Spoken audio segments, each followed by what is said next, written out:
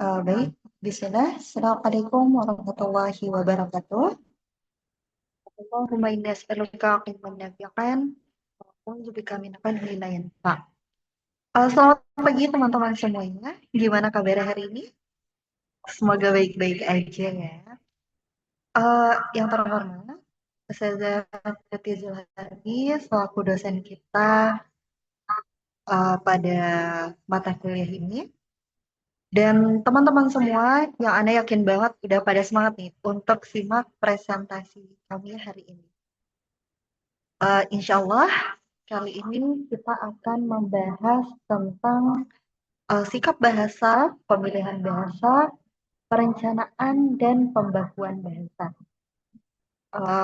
Oh ya, sebelumnya salam kenal. Ana Safitri Novianti Daulay, selaku moderator kelompok 9, izin memandu presentasi sekaligus sesi tanya jawab kita pada pagi ini. Next. Nah, tentunya di sini Ana ditemani oleh partner yang Masya Allah keren banget nih. Ada Jihan, Sarayani, dan Sarifa. Next. Baik, kami akan mulai presentasi hari ini. Dipersilahkan kepada Uti Sarifa. Tafadhali ya Uti.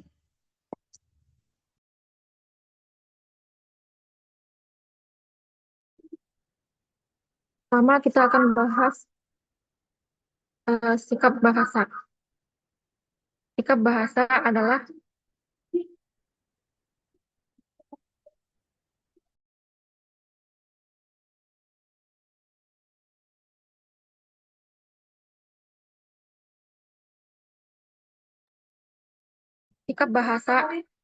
posisi mental atau perasaan seseorang terhadap bahasanya sendiri maupun bahasa orang lain. Menurut Rida Laksana tahun 2001, sikap bahasa berkaitan dengan bagaimana seorang memandang, menilai, dan merespons suatu bahasa. Sikap bahasa merupakan fenomena psikologis yang tidak dapat diamati secara langsung. Yang dapat kita amati hanyalah perilaku bahasa seseorang. Namun, perilaku tidak selalu mencerminkan sikap yang sebenarnya. Seseorang mungkin tampak menggunakan suatu bahasa dengan baik, tapi belum tentu memiliki sikap positif terhadap bahasa tersebut. Dalam kajian sosiolinguistik, sikap bahasa sangat penting karena dapat mempengaruhi pemertahanan maupun perubahan suatu bahasa dalam masyarakat.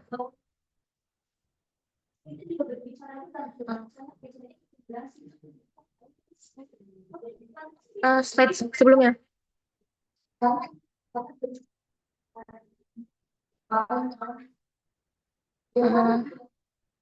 Selanjutnya komponen sikap bahasa. Menurut Lambert dan Sebastian, sikap bahasa terdiri atas 3 komponen utama, yaitu komponen kognitif, afektif, dan konatif. Komponen pertama adalah kognitif, yaitu pengetahuan dan pemahaman seseorang terhadap bahasa. Misalnya, seorang mahasiswa mengetahui bahwa bahasa Arab penting untuk memahami Al-Quran, hadis, dan berbagai literatur Islam.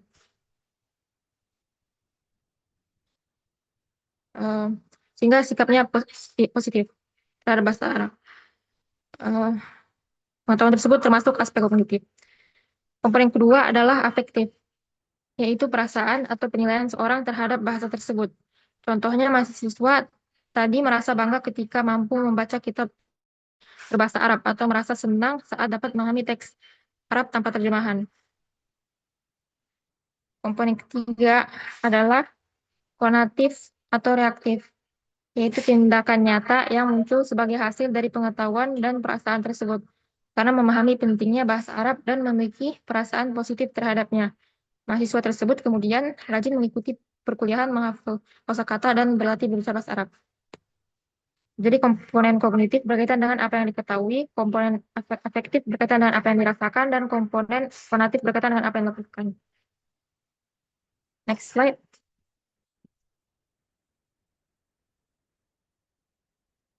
Hubungan sikap dan perilaku. Para ahli memiliki pandangan yang berbeda mengenai hubungan antara sikap dan perilaku. Pendekatan mentalis menyatakan bahwa sikap berada dalam diri seorang dan menjadi pendorong perilaku berbahasa. Sedangkan pendekatan behavioris berpendapat bahwa sikap hanya dapat diketahui melalui perilaku bahasa yang tampak secara nyata. Eh, Menurut Sugar tahun 1967, perilaku manusia dipengaruhi oleh 4 faktor utama, yaitu sikap, norma sosial, kebiasaan, dan konsekuensi yang mungkin timbul. Sebagai contoh, seorang mungkin mengatakan bahwa ia bangga terhadap bahasa Indonesia dan mendukung pelestariannya. Akan tapi dalam kehidupan sehari-hari, ia lebih sering menggunakan bahasa asing karena lingkungan kerja atau pergaulannya menuntut hal tersebut. Eh, hal ini menunjukkan bahwa perilaku tidak selalu mencerminkan sikap yang sebenarnya. Faktor kebiasaan dan lingkungan sosial seringkali lebih kuat mempengaruhi perilaku seseorang. Eh, Sugar juga menunjukkan bahwa kebiasaan merupakan faktor yang paling kuat mempengaruhi perilaku, sedangkan sikap justru menjadi faktor yang paling lemah. Next slide. Menurut Anderson, sikap dapat dibedakan menjadi 2 jenis. Pertama, sikap kebahasaan, yaitu sikap yang berkaitan langsung dengan bahasa. Misalnya sikap seorang terhadap bahasa Arab, bahasa Indonesia, atau bahasa daerah. Kedua, sikap non-kebahasaan seperti sikap politik, agama, budaya, dan sebagainya. Sikap bahasa sendiri dapat berbentuk sikap positif, sikap negatif, maupun sikap ambivalen atau mendua. Sikap ambivalen terjadi ketika seorang masih menggunakan suatu bahasa tetapi tidak memiliki komitmen yang kuat untuk mempertahankannya. Misalnya seseorang masih menggunakan bahasa daerah saat berbicara dengan keluarga, tapi ia merasa bahasa tersebut tidak penting untuk diwariskan kepada generasi berikutnya.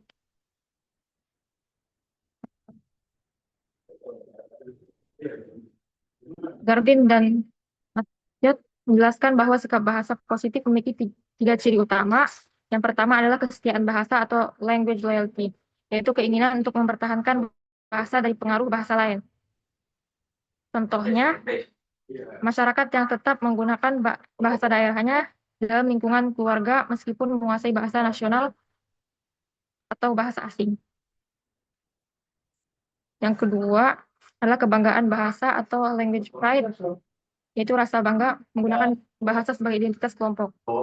Misalnya seorang pejabat atau akademisi menggunakan bahasa Indonesia dalam forum internasional sebagai bentuk kebanggaan terhadap identitas nasional.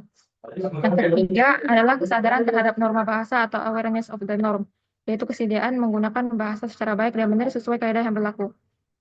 Contohnya menggunakan bahasa santun saat berbicara dengan eh, dosen atau menggunakan bahasa baku dalam karya ilmiah. Next slide.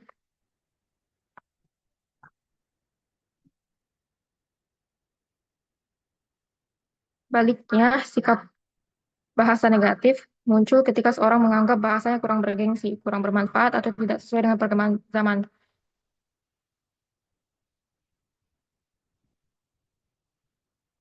Um, Beberapa faktor yang dapat memicu sikap negatif antara lain faktor sosial dan budaya, pendidikan, lingkungan keluarga, media massa, faktor politik, faktor etnis, dan faktor gengsi.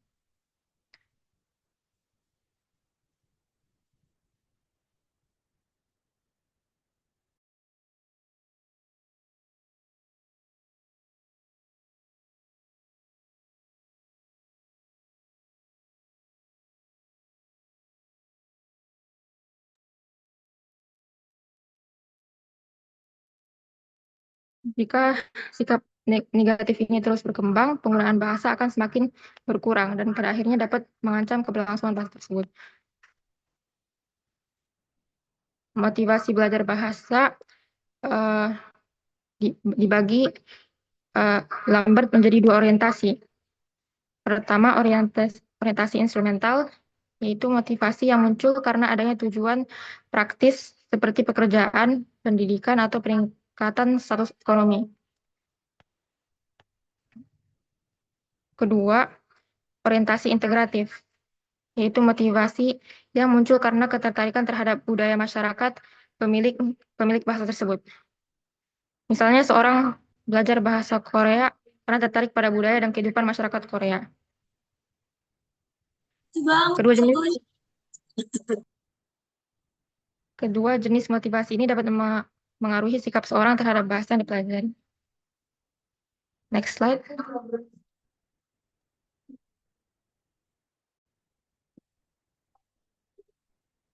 Oh,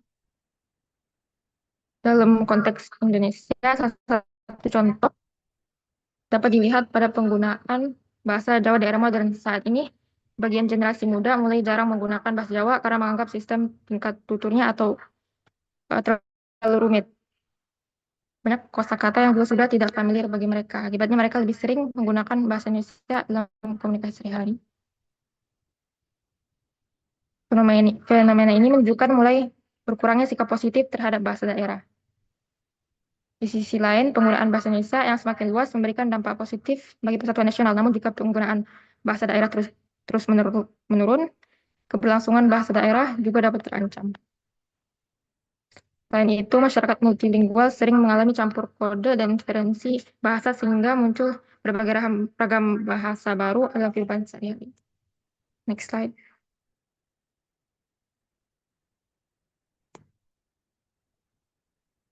Dalam masyarakat Arab terdapat dua variasi utama bahasa, yaitu bahasa Arab Fusha dan bahasa Arab Amiyah. Bahasa Arab Fusha dianggap memiliki prestisi yang tinggi karena digunakan dalam pendidikan, sastra, politik, media resmi, dan bidang keagamaan.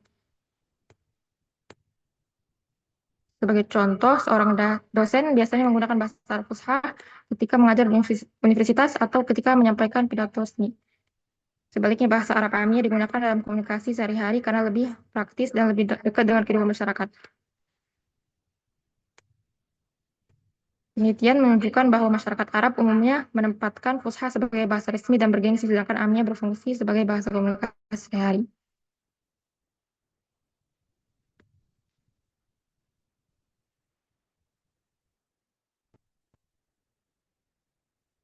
Kemudian, globalisasi membawa tantangan besar bagi bahasa Arab melalui dominasi bahasa Inggris dan Prancis dalam bidang pendidikan, ekonomi, sains, dan teknologi.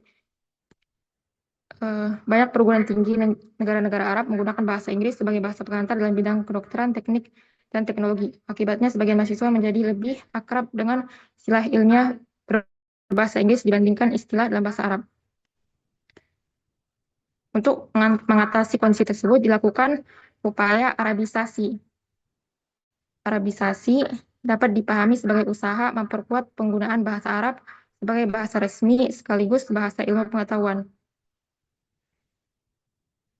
Arabisasi juga mencakup proses penyerapan istilah asing ke dalam bahasa Arab.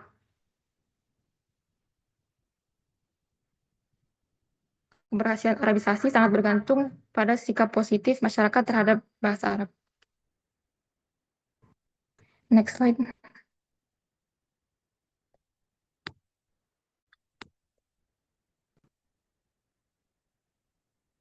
Terakhir, pendidikan memiliki peran yang sangat penting dalam membangun sikap positif terhadap bahasa Arab. Melalui pendidikan, peserta didik dapat ditanamkan rasa bangga terhadap bahasa Arab sejak usia dini. Selain itu, metode pembelajaran yang komunikatif dan menarik dapat meningkatkan motivasi belajar siswa. Penyediaan buku ajar ilmiah berbahasa Arab juga sangat penting agar bahasa Arab mampu berfungsi sebagai bahasa ilmu pengetahuan modern. Guru dan dosen juga harus menjadi teladan dalam penggunaan bahasa yang baik dan benar karena peserta didik cenderung meniru apa yang mereka lihat dan dengar dari gurunya. Dengan demikian, pendidikan menjadi sarana utama dalam menjaga keberlangsungan, pengembangan, dan penguatan posisi bahasa Arab di tengah tantangan globalisasi. Next slide. Untuk slide selanjutnya akan dijelaskan oleh Sabri.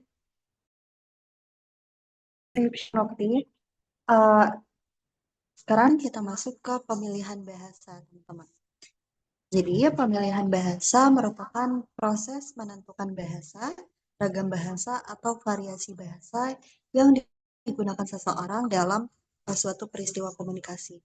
Nah, hal ini biasanya terjadi di masyarakat yang bisa menggunakan lebih dari satu bahasa nih, teman-teman.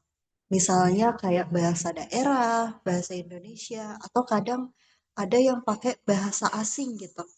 Nah, eh, pilihan bahasa seseorang ini menyesuaikan bahasa yang dipakai dengan situasi yang sedang mereka hadapi gitu.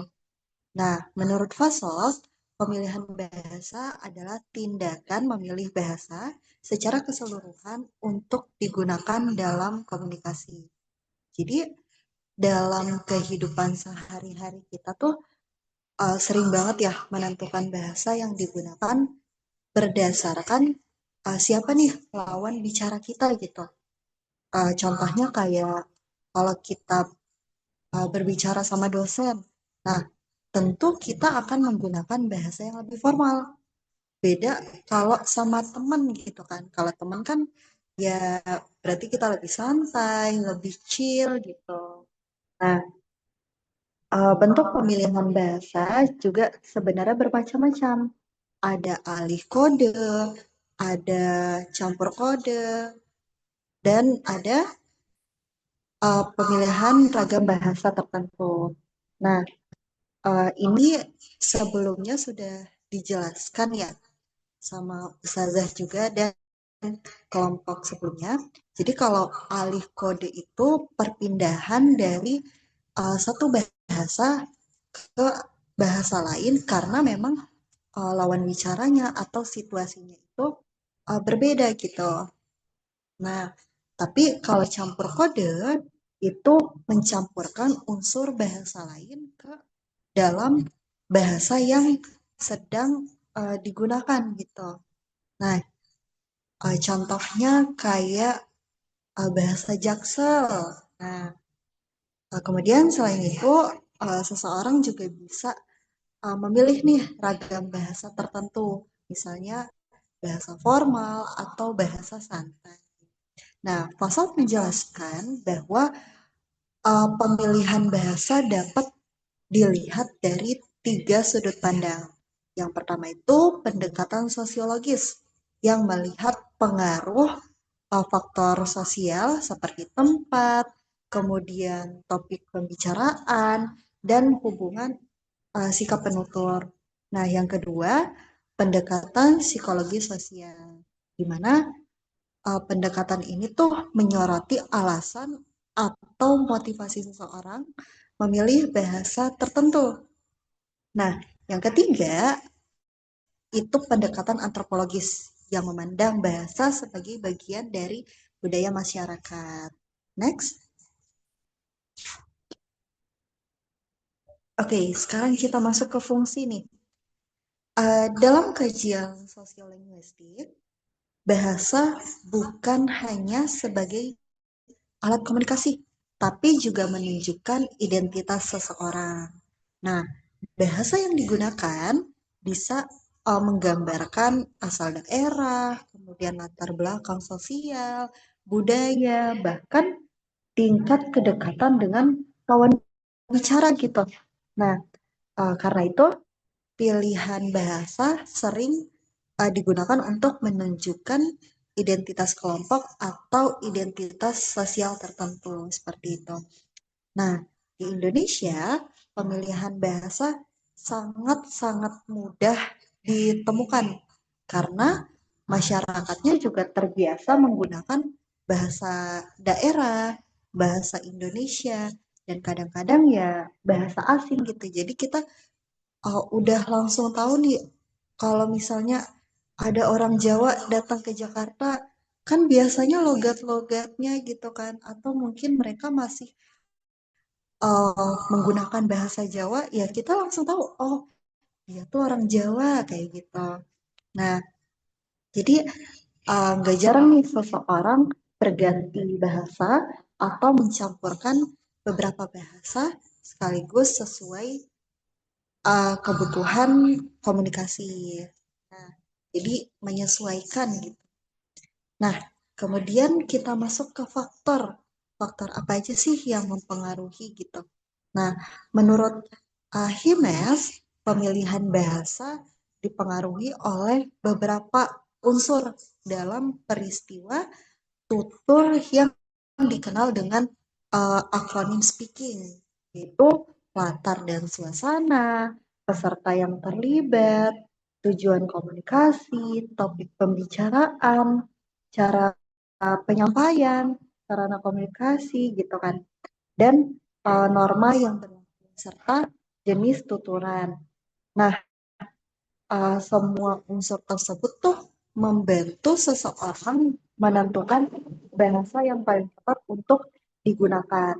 Nah, selain itu, Ervin Tripp menyebutkan ada 4 faktor utama yang mempengaruhi pemilihan bahasa itu sendiri, yaitu situasi dan tempat terjadinya komunikasi, kemudian karakteristik dalam percakapan tersebut, kemudian topik apa aja yang dibicarakan, serta tujuan komunikasi yang ingin.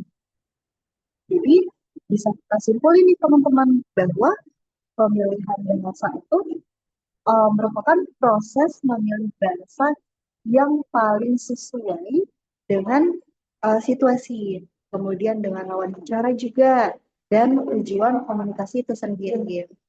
Nah, dengan memilih bahasa yang tepat, komunikasi tentu akan menjadi lebih efektif, kemudian lebih nyaman, dan mudah dipahami oleh semua pihak. Jadi tidak adanya miscommunication. Gitu. Next,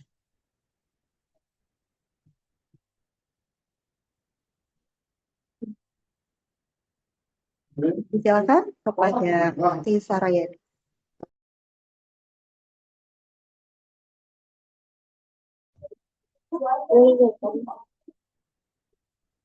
Oke, selanjutnya yaitu perencanaan bahasa.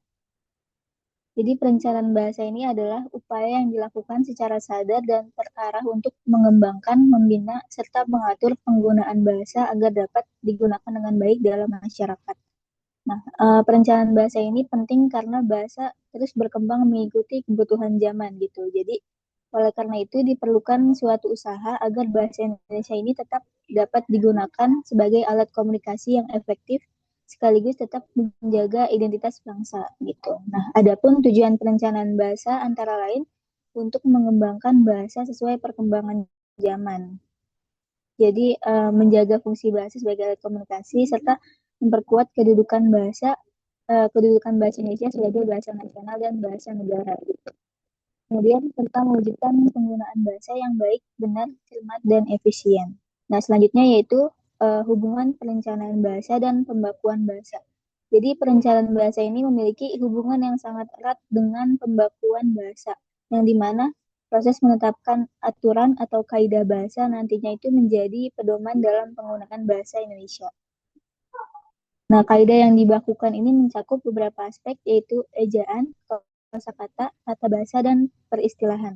Jadi dengan adanya pembakuan tersebut, penggunaan bahasa Indonesia ini menjadi lebih seragam, sehingga memudahkan komunikasi dalam berbagai bidang. Boleh di next?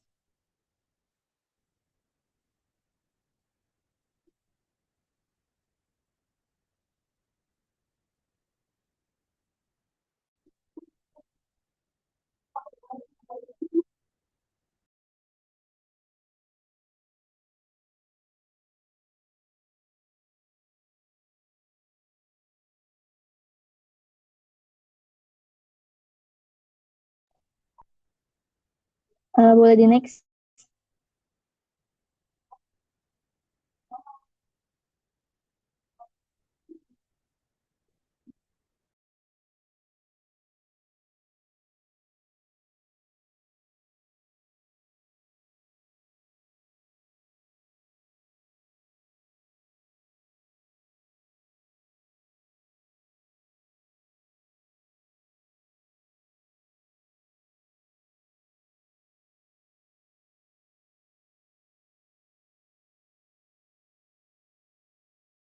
Oke, selanjutnya yaitu jadi setelah memahami pengertian dan tujuannya, sekarang masuk ke tahapan perencanaan bahasa. Nah, tahapan yang pertama adalah kodifikasi. Jadi kodifikasi ini merupakan proses pencatatan dan penyusunan norma bahasa ke dalam berbagai pedoman resmi. Gitu.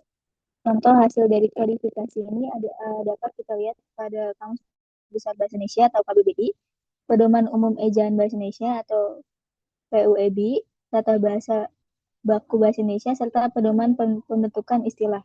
Nah, tahapan kedua adalah elaborasi. Elaborasi ini merupakan proses pengembangan dan penyebarluasan hasil kodifikasi ke berbagai bidang kehidupan.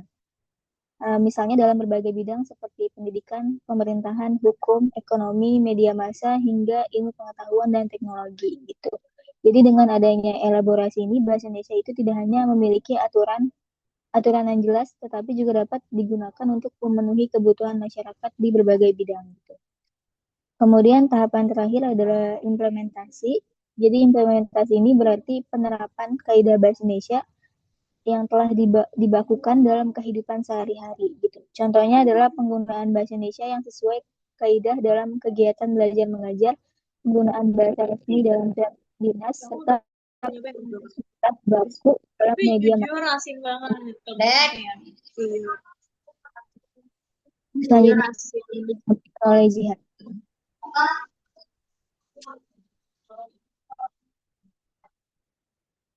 Gimana sih dibikin ekoprint? Kalian pernah coba nggak?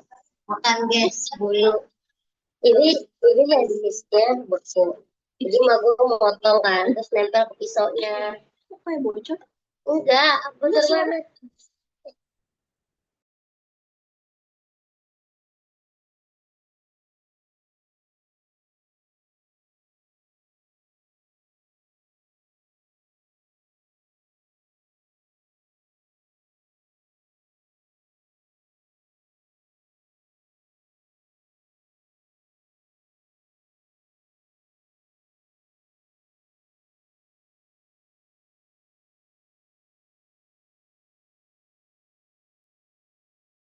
Boleh di next, Ukti Syakila.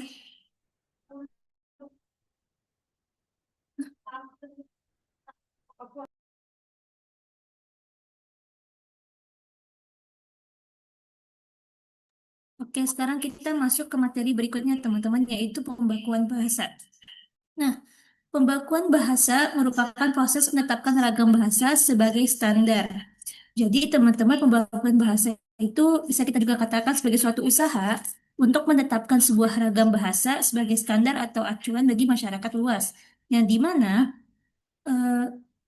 proses ini bertujuan untuk menciptakan penggunaan bahasa yang cermat, tepat, dan efisien dalam suatu komunikasi. Nah, hasil daripada pembakuan bahasa ini adalah berupa bahasa baku atau bahasa standar, yang dimana bahasa baku atau bahasa mengikuti suatu kaidah-kaidah baik dari ejaan maupun kosakata, tata bahasa, dan istilah-istilah yang telah ditetapkan secara resmi oleh pemerintah. Seperti itu. Lalu yang kedua ada tahapan pembakuan bahasa. Jadi teman-teman, tahapan dalam pembakuan bahasa secara umumnya melibatkan beberapa tahap sistematis untuk memastikan bahasa tersebut dapat berfungsi di berbagai bidang dalam kehidupan.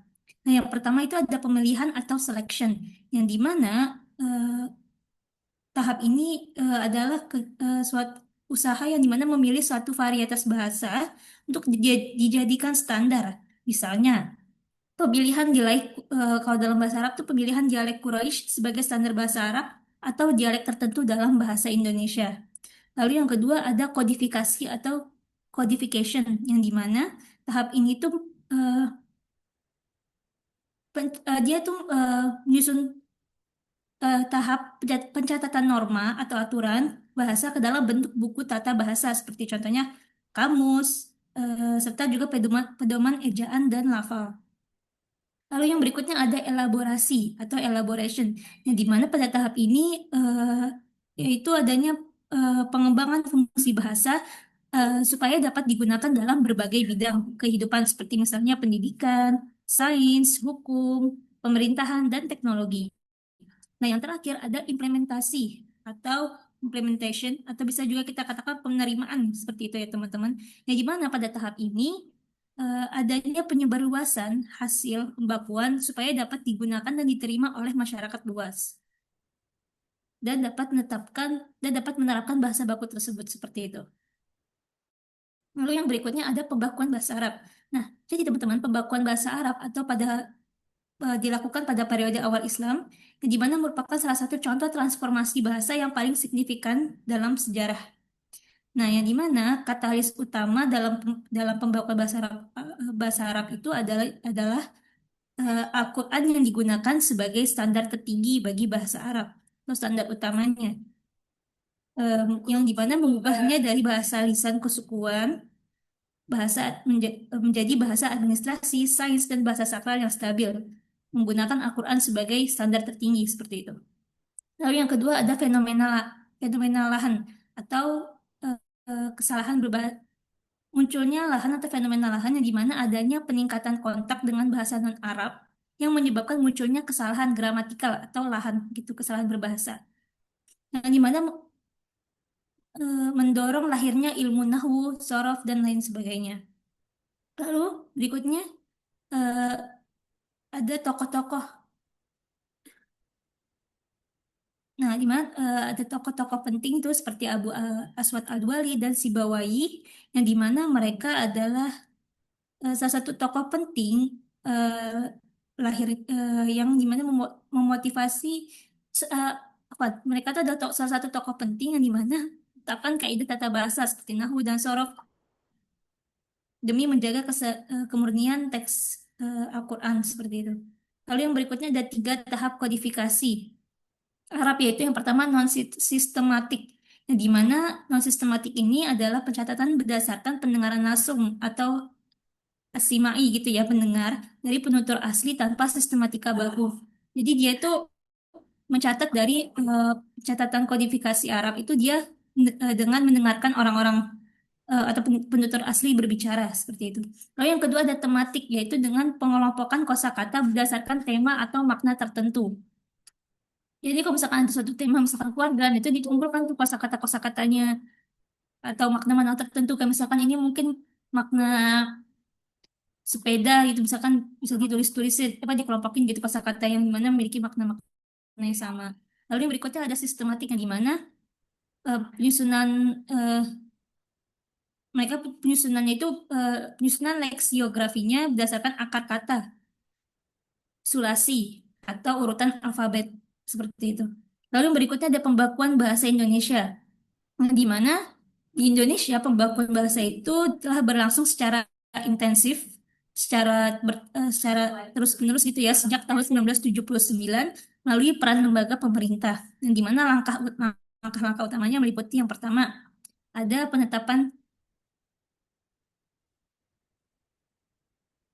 Yang pertama ada penetapan kaidah, terus ada yaitu di mana penetapan kaidah pemerintah menetapkan aturan di bidang ejaan seperti FUBI atau EYD gitu ya, kosakata dan tata bahasa. Lalu yang kedua ada kodifikasi aspek penting, di mana kodifikasi ini dilakukan berdasarkan situasi pemakaiannya, lisan atau tulis, serta struktur bahasa sebagai sistem komunikasi. Lalu yang ketiga peran lembaga atau balai bahasa, di mana seperti Balai Bahasa Provinsi Jawa Tengah, teman-teman, yang di mana mereka itu berperan aktif dalam menyediakan layanan kebahasaan, melakukan penelitian, dan memasyarakatkan penggunaan bahasa baku. Seperti itu, boleh di next.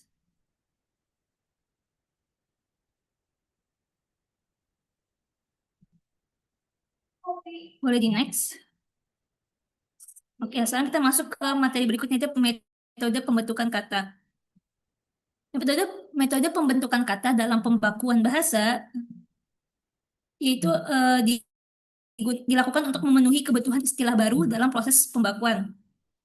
Nah, untuk melakukannya digunakan beberapa metode pembentukan kata. Yang pertama ada derivasi atau istiqoq, yaitu pembentukan kata baru dari satu akar kata sesuai pola tertentu. Nah, yang kedua ada komposisi atau tarkib, yang dimana dia adalah suatu penggabungan kata atau penambahan afiks pada kata untuk menciptakan makna baru.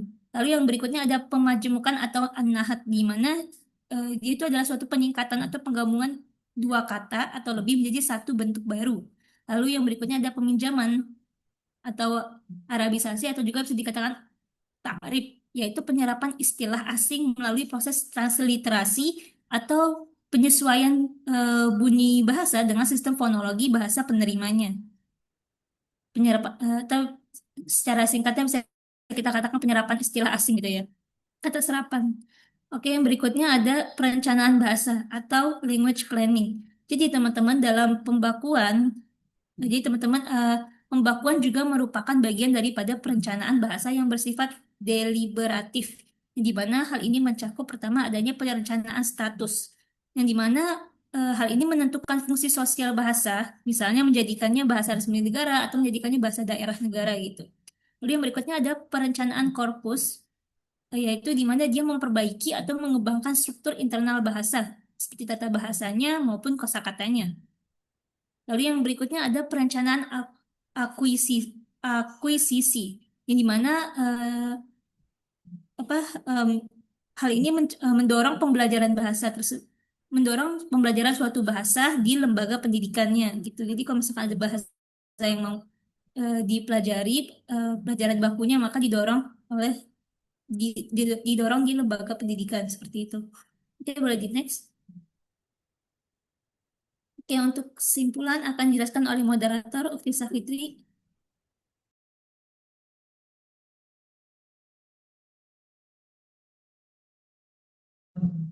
Baik, syukran Ukti.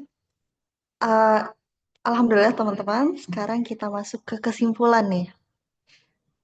Bisa kita lihat bersama sikap bahasa, pemilihan bahasa, perencanaan bahasa, dan pembakuan bahasa merupakan aspek penting dalam kajian sosiolinguistik yang saling berkaitan dalam menjaga keberlangsungan suatu bahasa. Sikap bahasa mencerminkan pandangan dan perasaan seseorang terhadap bahasa, sedangkan pemilihan bahasa berkaitan dengan penggunaan bahasa yang sesuai dengan situasi dan tujuan komunikasi. Kemudian perencanaan bahasa dilakukan untuk mengembangkan dan mengatur penggunaan bahasa agar sesuai dengan kebutuhan masyarakat, sementara pembakuan bahasa bertujuan menentukan standar bahasa yang menjadi pedoman dalam berbagai ranah resmi.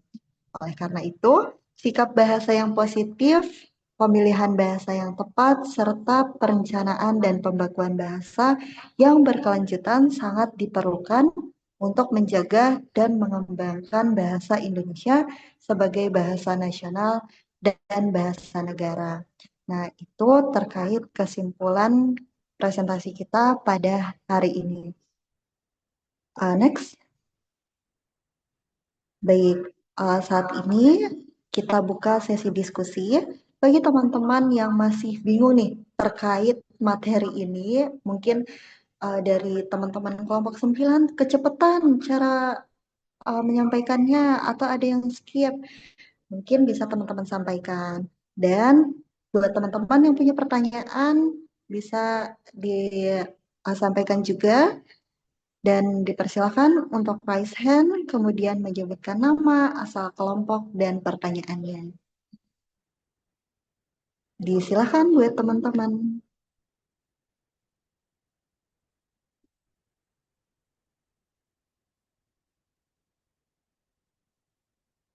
Ayo, apa ini ya, lagi pada tidur? Udah mau siang. Oh, udah siap-siap mau Jumatan ya? Ayo kita tunggu 2 menit ya teman-teman.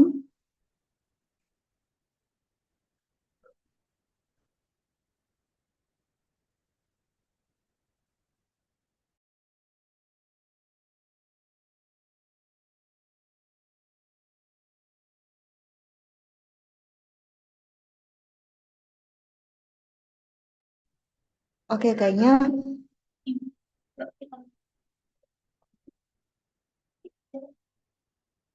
baik. Karena ada satu kelompok lagi nih yang mau presentasi, maka untuk saat ini kita tutup terlebih dahulu.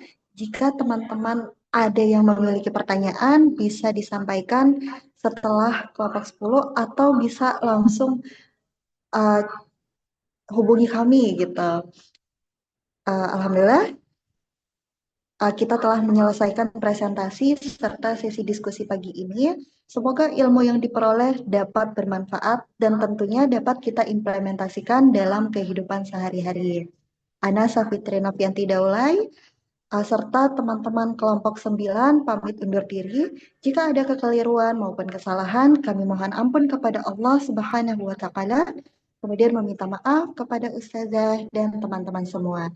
Terima kasih. Jazakumullah khairan wa barakallahu fikum. Wassalamualaikum warahmatullahi wabarakatuh.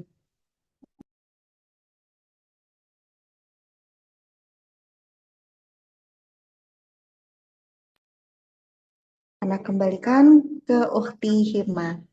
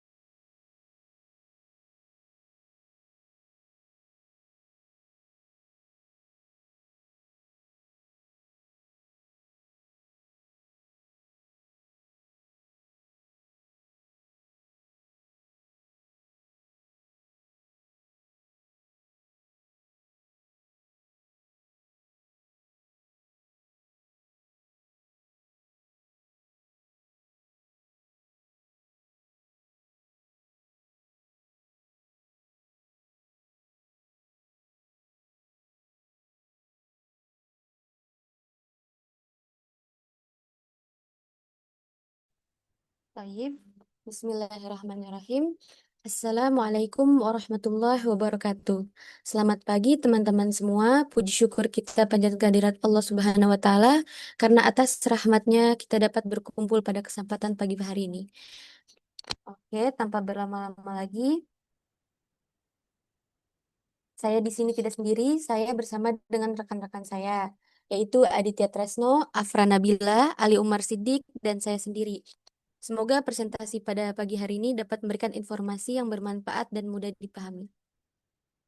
Oke, pada pagi hari ini yang akan kita bahas adalah hubungan bahasa dan kebudayaan, kebudayaan dalam penggunaan bahasa, bahasa sebagai identitas kebudayaan, kebudayaan dan perubahan bahasa di era globalisasi.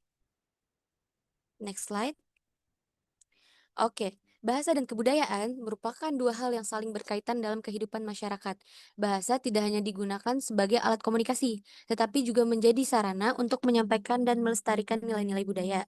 Dalam kajian sosiolinguistik, penggunaan bahasa dipengaruhi oleh lingkungan sosial dan budaya tempat bahasa tersebut berkembang. Oleh karena itu, mempelajari hubungan bahasa dan kebudayaan sangat penting untuk memahami bagaimana cara masyarakat mengekspresikan identitas, nilai, cara hidup melalui bahasa. Next slide. Oke, di sini ada pengertian bahasa dan kebudayaan.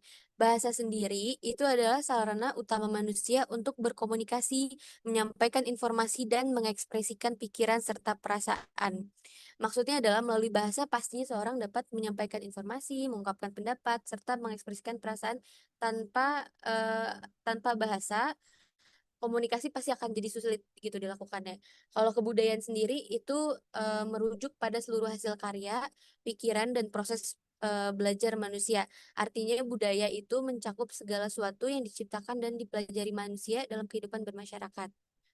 Oke, next slide. Oke, selanjutnya ada hubungan timbal balik bahasa dan kebudayaan. Bahasa dan kebudayaan memiliki hubungan timbal balik yang tidak dapat dipisahkan. Bahasa menjadi media penyampai budaya, sedangkan budaya membentuk dan mengembangkan bahasa sesuai dengan kehidupan masyarakatnya. Maksudnya, bahasa dan kebudayaan itu digunakan sebagai sarana untuk menyampaikan, melestarikan, dan mewariskan budaya kepada generasi berikutnya. Di sisi lain, budaya juga memengaruhi perkembangan bahasa, seperti munculnya kosakata, ungkapan, dan cara komunikasi yang berbeda. Oke, next slide. Bahasa sebagai cerminan nilai budaya.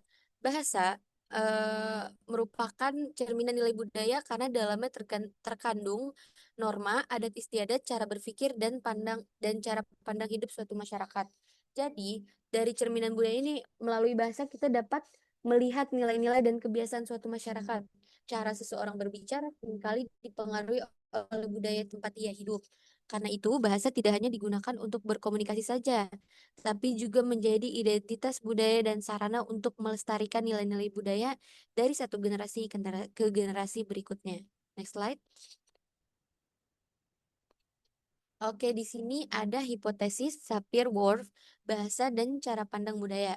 Hipotesis Sapir-Whorf menjelaskan bahwa bahasa tidak hanya berfungsi sebagai alat komunikasi, tetapi juga memengaruhi cara manusia berpikir dan memandang dunia.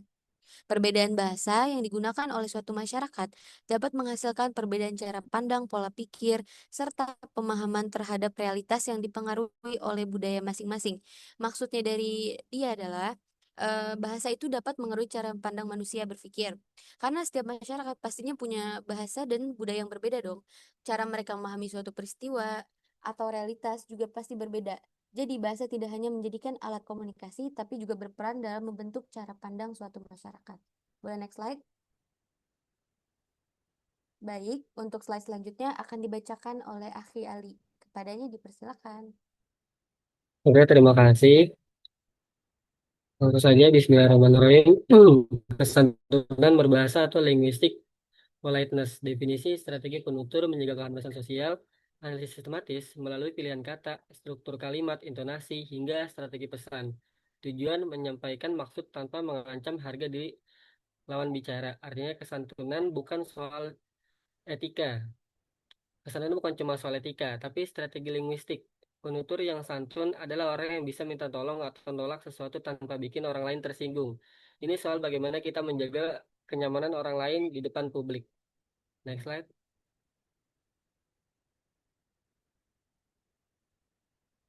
Next slide. Teori muka atau face. Konsep muka atau face citra diri yang dijaga individu.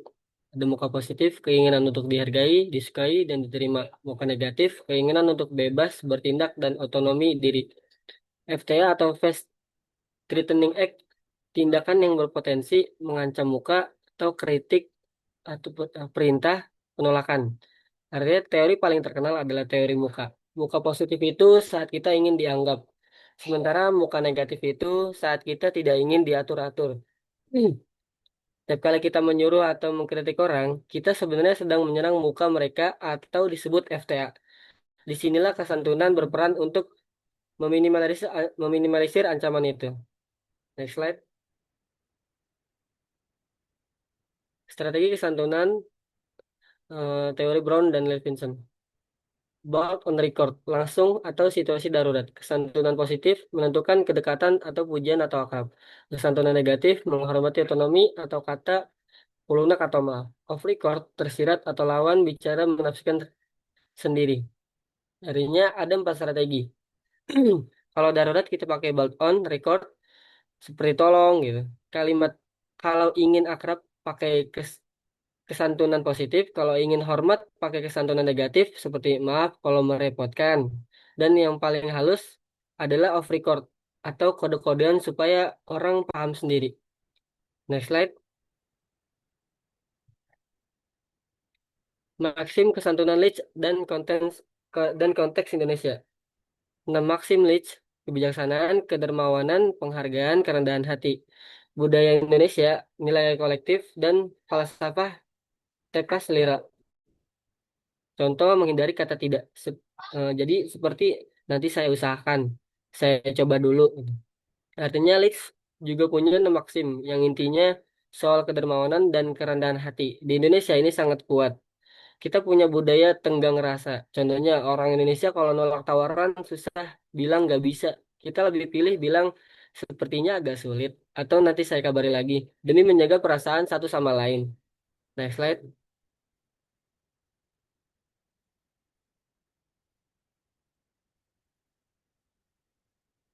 Sistem sapaan dan penghormatan. Dari sistem kata atau ungkapan menyapa lawan tutur. Cermin relasi, relasi kuasa atau power, jarak sosial dan rasa hormat. Teori Brown dan Gilman.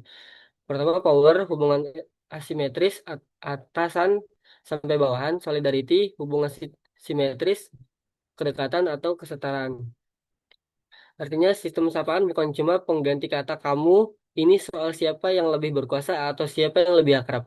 Teori Brown dan Gilman menyebutnya power and solidarity. Kalau beda status kita pakai sapaan formal, kalau setara kita pakai sapaan akrab. Next slide. Sapaan kekerabatan dan tingkat tutur daerah. Kekerabatan kekerabatan fiktif, memanggil orang asing sebagai mas, mbak, bapak, ibu, atau menciptakan keakraban. Tingkat tutur daerah Jawa Ngoko, Krama Madia, Krama Inggil, Sunda, Lomo dan Lemes, Bali, bahasa alus dan bahasa bisa. Bahasa biasa. Artinya di Indonesia unik. Ada kerabatan fiktif. Kita manggil penjual makanan mas atau ibu, padahal bukan keluarga. Kenapa? Biar lebih akrab dan hormat. Di daerah lebih kompleks lagi, seperti di Jawa, Sunda, ada tingkatan bahasa yang wajib dipilih sesuai usia dan status lawan bicara kita. Next slide. Tabu bahasa dan eufemisme. Tabu bahasa, larangan sosial karena dianggap tidak pantas memalukan atau sakral. Eufemisme, ungkapan halus sebagai pengganti kata kasar atau tabu. Kategori tabu, kematian, seksualitas atau fungsi tubuh, penyakit, hal gaib, dan nama orang yang dihormati. Artinya lalu ada tabu bahasa. Sesuatu yang dianggap pamali atau enggak sopan diomongin belak-belakan, untuk mengakalinya kita pakai eufemisme atau penghalusan bahasa. Ini penting untuk menjaga kenyamanan interaksi agar tidak ada yang merasa jijik atau takut. Next slide. Contoh eufemisme di berbagai ranah. Kematian, meninggal, wafat, berpulang, mangkat, kondisi fisik, disabilitas, difabel, kebutuhan khusus, ekonomi, kurang mampu, PHK atau pemeriksaan hubungan kerja, politik, penyesuaian harga atau kenaikan harga, pengamanan atau penangkapan. Lihatlah contohnya. Kita jarang bilang mati, tapi meninggal dunia. Bahkan di politik, pemerintah sering pakai kata penyesuaian harga, alih-alih kenaikan harga, supaya reaksinya tidak terlalu negatif di masyarakat. Bahasa dipakai secara strategis untuk membentuk persepsi publik. Next slide. Norma budaya dan pilihan bahasa. Teori domain atau Fishman. Ranah eh, teori Fishman. Ranah sosial, keluarga, pendidikan, agama menentukan bahasa. Diglosia, penggunaan bahasa daerah atau informal versus bahasa Indonesia atau formal. Alih kode atau code switching, berpindah bahasa sesuai konteks. Campur kode atau code mixing, mencampur dua bahasa. Contoh bahasa Jaksel. Artinya kenapa kita beda gaya bicara saat di kelas dan di kantin, itu namanya teori domain. Budaya kita mengatur kalau formal pakai bahasa Indonesia, kalau santai pakai bahasa daerah atau bahasa gaul. Kadang kita mencampurnya atau campur kode, seperti gaya bahasa anak Jaksel untuk menunjukkan identitas sosial tertentu. Next slide.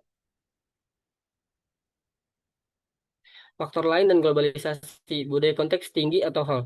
Makna pesan bergantung pada konteks dan nonverbal. Pengaruh agama, serapan bahasa Arab seperti Assalamualaikum, Insya Allah, atau Kristen, Puji Tuhan. Gender dan kelas sosial, sosiolek atau variasi bahasa berdasarkan sesuatu sosial. Globalisasi, pergeseran sapaan bro atau sis dan bahasa gaul campuran. Artinya terakhir, agama juga sangat berpengaruh.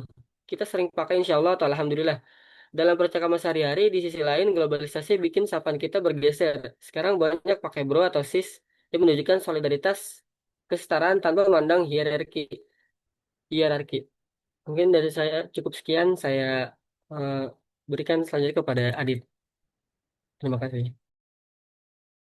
Terima kasih Ali atas kesempatannya. Sini saya akan membahas bahasa sebagai sebagai identitas kebudayaan. Boleh di next? Bahasa sebagai identitas kelompok budaya, yaitu bahasa berfungsi sebagai pembeda utama atau marker antara satu kelompok budaya dengan kelompok lainnya. Boleh di next? Di sini kita masuk ke poin-poin yang tadi, materi yang tadi. Yang pertama ada perekat sosial. Yang pertama, ketika seseorang berbicara menggunakan bahasa daerahnya, muncul rasa kepemilikan dan ikatan emosional yang kuat dengan sesama penutur. Yang kedua yaitu sebagai pembeda kelompok. Bahasa menjadi cara paling cepat untuk mengenali asal-usul atau kelompok sosial seseorang, baik dari fungsi in-group atau out-group. Contohnya itu penggunaan bahasa Jawa, Sunda, atau Batak secara otomatis langsung mengidentifikasi latar belakang budaya penuturnya dalam sekilas dengar. Boleh di next? Di sini kita masuk ke dialek dan variasi bahasa. Di dalam suatu bahasa yang sama, terdapat variasi yang mencerminkan faktor geografis, yaitu tempat, dan sosial, yaitu status. Boleh di next? Dan poin yang pertama ada dialek geografis, yaitu variasi bahasa berdasarkan wilayah. Contohnya ada bahasa Jawa dialek Banyumasan atau Ngapak dengan dialek Solo atau Jogja. Dan yang kedua ada sosiolek, yaitu variasi sosial, variasi bahasa yang dipengaruhi oleh usia, pekerjaan, atau kelas sosial. Contohnya bahasa prokem atau gaul anak muda dan bahasa formal. Boleh di next? Di sini ada alih kode dan campur kode. Fenomena beralih atau mencampurkan dua bahasa atau lebih dalam satu percakapan yang sering terjadi di masyarakat multibahasa atau multilingual. Boleh di next? Dari satu bahasa ke bahasa lain karena perubahan situasi atau lawan bicara. Contohnya, ketika rapat formal, pakai bahasa Indonesia, dan setelah kelar atau saat istirahat, langsung beralih ke bahasa daerah. Dan yang kedua ada campur kode atau kode mixing. Menyisipkan serpihan kata atau frasa asing atau daerah ke dalam bahasa utama tanpa alasan situasi khusus. Ya, contohnya kalimat jujur ya, aku prefer naik apa namanya kereta dibandingkan pesawat tuh, atau fenomena kayak bahasa anak Jaksel dekatan mempertegas identitas modern atau multikultural atau menyesuaikan diri dengan komunitas tertentu. Boleh di next? Di sini ada bahasa sebagai simbol warisan budaya. Bahasa adalah wadah penyimpanan sejarah, kearifan lokal, dan tradisi luhur yang diwariskan antar generasi. Boleh di next? Dan yang pertama ada poin penjaga tradisi, yaitu cerita rakyat, peribahasa, mantra, dan lagu daerah hanya bisa dipahami makna mendalamnya jika disampaikan dalam bahasa aslinya. Dan yang kedua ada konsep yang tak tergantikan. Banyak istilah budaya yang tidak punya pandanan kata yang pas di bahasa lain. Contohnya kata gotong royong atau serawung membawa filosofi budaya mendalam yang sulit diterjemahkannya secara harfiah ke bahasa asing. Kalau kita terjemahkan serawung ke dalam bahasa Inggris, yaitu hanging out atau nongkrong. Bisa seperti itu. Boleh di next? Oke, untuk selanjutnya bisa saya serahkan ke Afra Nabila. Terima kasih. Baik, terima kasih. Selanjutnya kita akan membahas tentang pengaruh globalisasi terhadap bahasa gitu ya. Jadi pengaruh globalisasi itu nggak bisa lepas dari yang namanya teknologi gitu kan. Nah, adapun pengaruh globalisasi terhadap bahasa itu yang pertama adalah masuknya kosakata asing seperti itu. Kemudian ada terjadinya perubahan leksikal dan pergeseran penggunaan bahasa. Kemudian ada kecenderungan generasi muda untuk menggunakan bahasa asing. Itu lebih meningkat gitu ya daripada penggunaan bahasa pertama mereka atau bahasa lokal seperti itu. Nah, untuk yang masuknya kosakata asing itu khususnya ya dari bahasa Inggris ke dalam bahasa Arab. Jadi kita fokus sekarang ke bahasa Arab. Itu menyebabkan terjadinya perubahan leksikal dan pergeseran dalam pemakaian bahasa. Nah, hal ini tidak hanya terlihat dalam komunikasi sehari-hari, tapi juga bisa kita lihat di dalam media sosial gitu, pendidikan dan teknologi. Nah, selain itu generasi muda ini kerap kerap kali gitu lebih banyak menggunakan bahasa asing dalam komunikasi digital gitu, seperti yang ada di dalam sosial media, yang kemudian lambat laun itu berpotensi untuk melemahkan fungsi dari bahasa bahasa mereka sendiri gitu. Dalam hal ini bahasa Arab ya, sebagai alat komunikasi utama dan identitas budaya mereka. Jadi teknologi komunikasi, media sosial, dan pembelajaran online gitu kan, itu sedikit banyak telah mempengaruhi cara orang belajar dan menggunakan bahasa Arab, baik di negara-negara Arab ataupun di luar Arab sendiri. Nah, kemudian ada pergeseran bahasa gitu. Ini juga jadi dampak daripada globalisasi gitu kan. Nah, itu adapun makna daripada pergeseran bahasa itu adalah mengacu pada proses pergantian penggunaan suatu bahasa dengan bahasa lain. Jadi ada apa ya? Perpindahan gitu. Biasanya kita menggunakan bahasa A, kemudian setelah ada fenomena ini kita beralih gitu menjadi menggunakan bahasa B.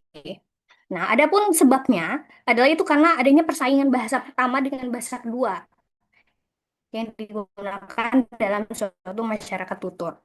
Contohnya itu, aku lagi scroll TikTok nih, gitu. Lalu kemudian ada, nanti aku update ya, atau tugasnya sudah aku submit. Jadi di sini ada pergeseran istilah seperti itu.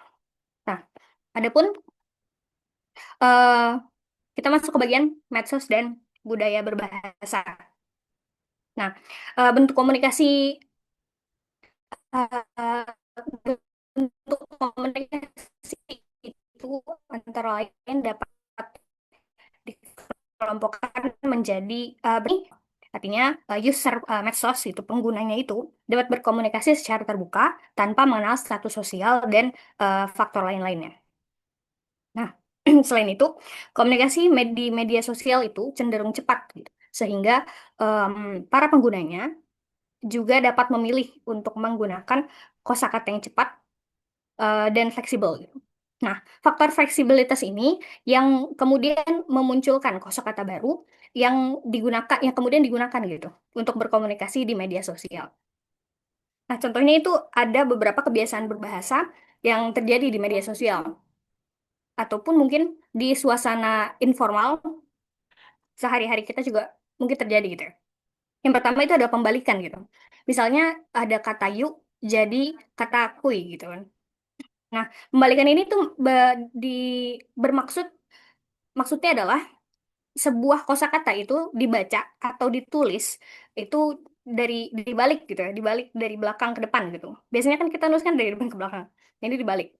Nah, hal ini tentu berbanding terbalik dengan uh, EYD gitu ya. Kalau di bahasa Indonesia gitu. Ini bisa dibilang menyalahi kaidah dari suatu bahasa. Kemudian ada penyingkatan yang jadi YG dan lain sebagainya. Kemudian ada penghilangan suku kata, gitu. Misalnya santai jadi sans gitu. Nah, eh, penghilangan suku kata itu maksudnya suku kata terakhir biasanya ya, itu pada setiap kata itu dihilangkan gitu. Nah, satu kata itu terdiri dari atas dua suku kata misalnya eh, yang kayak tadi. Penghilangan suku kata maksudnya ya vokal-vokalnya itu biasanya dihilangkan gitu. Jadi supaya memberi kesan em, memberi kesan kesan baru gitu daripada yang seharusnya gitu. Jadi lebih fit di konteks informal itu sendiri. Lalu kemudian ada akronim. Akronim itu mempunyai makna singkatan gitu ya. Ada singkatan yang kemudian itu menggabungkan huruf-huruf atau suku kata yang dan dilafalkan seperti kata baru gitu. Contohnya itu ada muka yang bisa kita sering dengar itu jadi komuk gitu ya. Itu akronim dari muka. Kayak gitu. Lalu kemudian di balik eh, globalisasi yang sedang kita hadapi saat ini gitu ya, efek-efek globalisasi yang kita sedang rasakan saat ini, ada upaya-upaya yang dilakukan untuk melestarikan bahasa itu sendiri gitu. Yang pertama adalah digitalisasi pembelajaran bahasa seperti yang sedang kita rasakan. Terus kemudian ada metode pembelajaran itu lebih berbasis kepada teknologi. Kemudian ada revitalisasi bahasa Arab ya dalam hal ini gitu konteks ini dalam media massa. Kemudian ada kolaborasi internasional dalam bidang pendidikan bahasa. Kemudian ada reformasi kebijakan kebahasaan. Nah, adapun digitalisasi pembelajaran bahasa itu salah satu ya inovasi yang penting gitu untuk dilakukan. Pengembangan pembelajaran melalui aplikasi gitu, platform e-learning dan konten-konten di media digital itu mampu membantu untuk menarik minat gitu generasi muda yang mereka sudah seringkali acap kali itu bersentuhan gitu ya menggunakan teknologi itu sendiri. Nah, dengan digitalisasi, pembelajaran itu nggak lagi bersifat satu arah gitu, melainkan lebih dinamis. Eh, Lalu kemudian bisa bersifat kolaboratif, juga memberikan ruang gitu bagi siswa, bagi pembelajar untuk belajar secara mandiri maupun berkelompok. Kemudian metode pembelajaran berbasis teknologi. Nah, dalam rangka meningkatkan pemahaman dan motivasi siswa dalam mempelajari suatu bahasa gitu ya, dalam hal ini bahasa Arab, itu lalu kemudian juga meningkatkan pengalaman, memberikan pengalaman baru gitu, pengalaman belajar yang baru dan mengatasi tantangan dalam pembelajaran bahasa, maka perlu diadakan pengembangan metode pembelajaran berbasis teknologi menyesuaikan dengan keadaan yang ada gitu. Lalu kemudian ada revitalisasi bahasa Arab dalam media massa gitu. Itu seperti penggunaan bahasa Arab standar atau MSA dalam berita televisi, radio, serta produksi film dan drama itu menggunakan bahasa Arab baku gitu atau MSA tadi. Nah, itu juga merupakan upaya gitu untuk memperkuat eksistensi bahasa Arab ya dalam hal ini. Lalu kemudian ada kolaborasi internasional dalam bidang pendidikan bahasa gitu. Nah, contohnya itu kayak beasiswa dan pertukaran pelajar. Mungkin teman-teman juga udah pernah dengar ya, sering banget di Instagram atau di platform lain itu ketemu ada pertukaran pelajar ke Mesir atau mungkin mungkin ke Swedia segala macam. Nah, itu juga eh, bagian dari upaya pelestarian bahasa. Nah, ini tujuannya itu untuk membantu memperluas jangkauan bahasa secara global dan kemudian meningkatkan kualitas pembelajaran. Lalu yang terakhir ada reformasi kebijakan kebahasaan gitu. Nah, ini eh, tidak di beberapa negara Arab gitu ya. Itu mengharuskan ke penggunaan bahasa Arab MSA itu dalam administrasi dalam ranah administrasi pendidikan, kemudian ada layanan publik itu yang memperlihatkan upaya pemerintah dalam menjaga kelestarian bahasa gitu. Nah, contohnya ada di Malaysia gitu ya. Di bawah PM Abdullah Badawi itu dia mengeluarkan suatu kebijakan itu berupa eh, kewajiban bagi semua lembaga pendidikan itu tanpa melihat latar belakangnya, latar belakang keagamaan dan lain-lain untuk menyelenggarakan pembelajaran bahasa Arab pada tingkat dasar gitu sampai menengah. Nah, tujuannya itu kenapa? Karena pemerintah Malaysia itu mau lulusan dari lembaga pendidikan mereka itu punya daya saing yang tinggi gitu. Dan juga ada kecakapan keterampilan yang sesuai dengan tuntutan universal saat ini. Itu mengingat bahasa Arab dalam hal ini ya, itu menjadi bahasa yang eh, happening right now, sekarang ini gitu. Oke. Nah, itu dia bahasan terakhir kita. Kemudian kita bergerak ke kesimpulan dari bahasan kali ini gitu.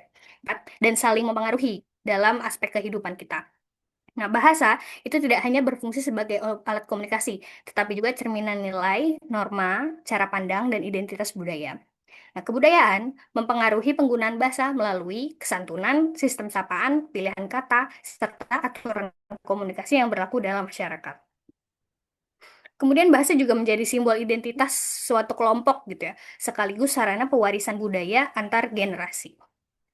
Terus perkembangan masyarakat dan globalisasi itu menyebabkan bahasa terus mengalami perubahan. Jadi bahasa itu dinamis gitu ya. Baik dalam bentuk variasi, pergeseran, maupun adaptasi terhadap lingkungan sosial yang baru. Dan terakhir, oleh karena itu, pemahaman dan pelestarian bahasa penting untuk dilakukan dalam rangka menjaga keberlangsungan identitas serta kekayaan budaya suatu masyarakat. Kayak gitu.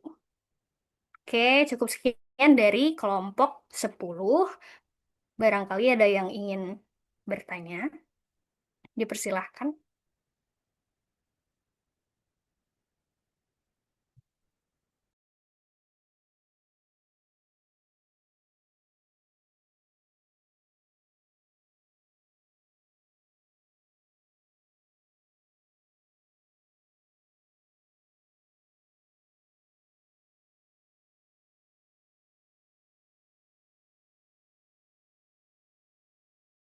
Oh iya, barangkali mengingat waktu yang sudah mepet ini, mungkin sekian dari kelompok 10.